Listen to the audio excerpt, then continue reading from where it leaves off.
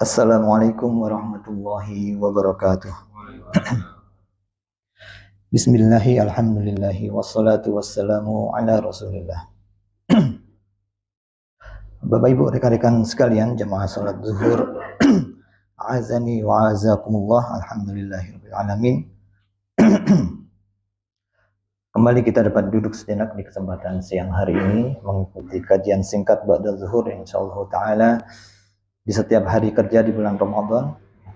Dan mungkin ini kajian terakhir ya, sebelum pekan depan mungkin sebagian dari teman-teman mungkin ada yang sudah cuti dan yang lainnya.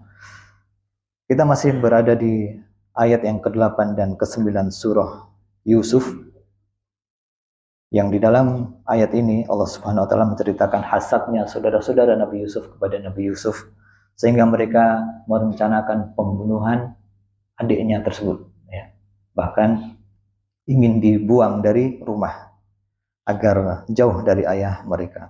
Dan kita juga sudah sampaikan beberapa kisah tentang hasad ya, seperti hasadnya Abu Jahal kepada Nabi Shallallahu Alaihi Wasallam dan juga hasadnya iblis kepada Adam, yang itu semua mengakibatkan menolak kebenaran, bahkan menentang perintah Allah Subhanahu wa taala.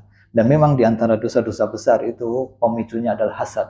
Kita ketahui pembunuhan pertama di muka bumi dipicu oleh hasad, yaitu kisah dari siapa Pak? Dua anak Adam, satunya hasad. Antara salah satu dari mereka hasad, maka yang hasad membunuh yang dihasadi ya. Dan kita telah sampaikan bahwa penyakit ini penyakit berbahaya dan bisa menimpa siapa saja. Bukan hanya mereka yang terbiasa melakukan keburukan, bahkan para pelaku kebaikan rentan dengan penyakit hasad ini. Oleh karena itu, sebagaimana kita menghindarkan diri kita dari virus yang berbahaya, COVID misalnya, ya, kita pasti ingin tahu bagaimana cara menghindarnya, apa obatnya, sehingga kita bisa terhindar, apalagi terhadap virus penyakit hati ini, yang ini sangat berbahaya dan bisa menyerang siapa saja. Bisa menyerang kepada yang berbicara maupun kepada yang mendengarkan.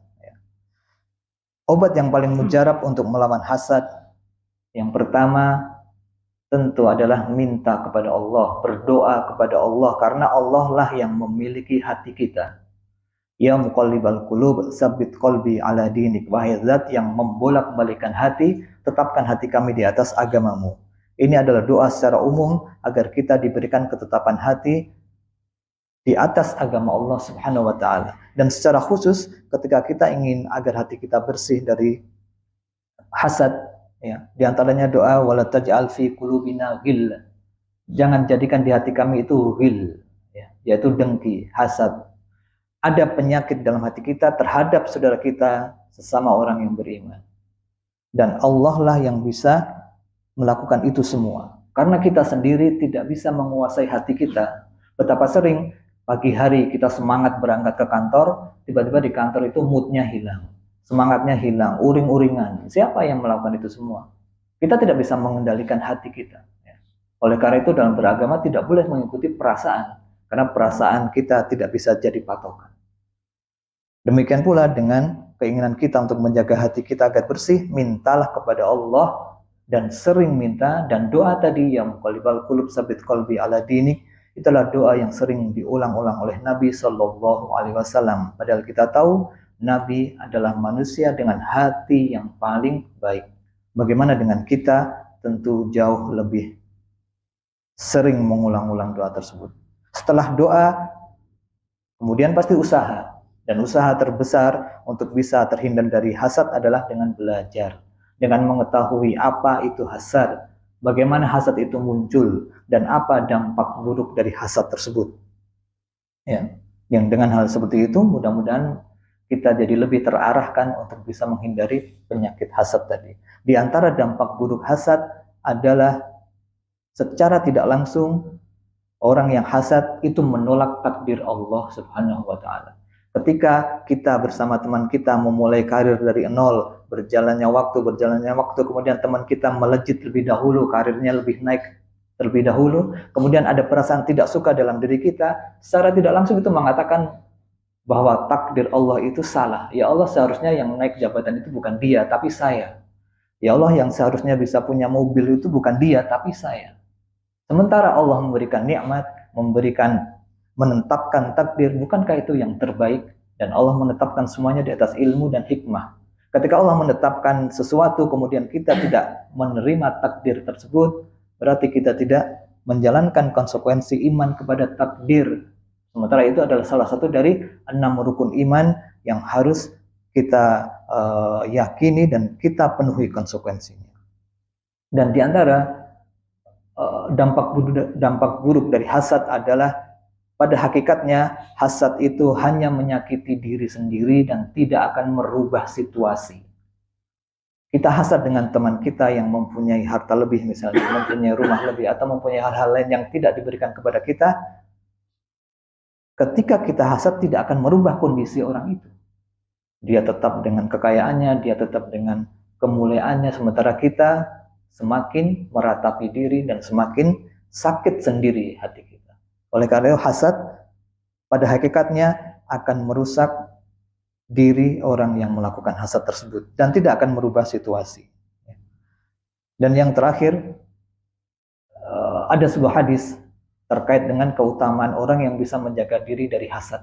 Dan insya Allah hadis ini sudah masyhur ya, sudah dikenal, sudah sering kita dengar, yaitu kisah Ibnu Umar yang sengaja menginap di rumah seorang sahabat yang orang ini oleh Nabi SAW ditunjuk sebagai calon penghuni surga. Ya. Jadi ketika Nabi dan para sahabat duduk-duduk di masjid, Nabi mengatakan sebentar lagi akan muncul calon penghuni surga. Kemudian muncul orang tersebut. Ya. Di hari kedua Nabi mengatakan hal yang sama dan muncul orang yang sama. Di hari ketiga pun demikian. Oleh karena itu Ibnu Umar penasaran, amalan apa yang menjadikan orang tersebut menjadi orang yang Nabi sabdakan sebagai calon penghuni surga. Maka Ibnu Umar minta izin kepada orang itu untuk menginap 3 hari di rumahnya. Kemudian diamati oleh Ibnu Umar sepanjang hari, sepanjang malam. Ternyata tidak ada sesuatu yang istimewa dari amal orang tersebut. Sholatnya juga sama, ya, malam mungkin juga bangun, berzikir juga sama. Sampai akhirnya Ibnu Umar tidak menemukan sesuatu yang istimewa. Dan di hari ketiga, ya, ketika Ibnu Umar akhirnya mengatakan, tidak ada alasan aku untuk menginap di sini kecuali untuk tahu sebenarnya amalan apa yang ada pada dirimu, sehingga Nabi mengatakan engkau itu bagian dari penduduk surga, calon penghuni surga. Ya. Surga kan sesuatu yang sangat nikmat, ya, yang diimpikan semua orang. Kemudian orang tadi awalnya dia tidak menyadari dengan apa yang sering dia lakukan. Tapi kemudian dia berkata, ma huwa illa ma ra'aita. Apa yang kau lihat itu ya seperti ini, apa adanya aku seperti itu. Ghairu anni la ajidu fi nafsi li ahadin minal muslimina ghisya. Tetapi dalam hatiku aku tidak pernah menyimpan dendam terhadap sesama kaum muslimin. Wala ahsudu ahadan ala khairi a'tahu Allahu iyyah. Dan aku tidak pernah hasad dengan nikmat yang Allah berikan kepada orang lain. Faqala Ibnu Umar, maka Ibnu Umar berkata, hadhil lati balagat bik. Ini yang telah kamu capai. Prestasi ini yang telah kamu dapatkan, wahiyal lati la nutik, dan itu yang kami tidak mampu. Dan itu yang kami sulit untuk melakukannya. Bayangkan para sahabat, orang-orang yang hatinya terbaik di antara manusia-manusia yang lainnya, mereka pun sulit untuk melakukan hal itu. Apalagi kita. Dan ini sesuatu yang perlu kita perjuangkan, karena ketika kita mampu melaksanakannya, apa yang Nabi janjikan tadi, bagian dari ciri-ciri calon penghuni surga. Ketika kita mampu melakukannya, pahalanya dijanjikan sangat besar. Akan tetapi ketika kita kalah dengan hasad tadi, maka yang binasa adalah diri kita, dan yang akan mendapatkan kecelakaan adalah diri kita sendiri. Demikian, semoga bermanfaat. Jazakumullah khairan. Terima kasih atas perhatian Bapak Ibu sekalian. Barakallahu fikum. Demikian, barakallahu fikum, jazakumullah khairan. Wa sallallahu ala nabiyyina Muhammad wa akhiru da'wana alhamdulillahirabbil alamin. Assalamualaikum warahmatullahi wabarakatuh.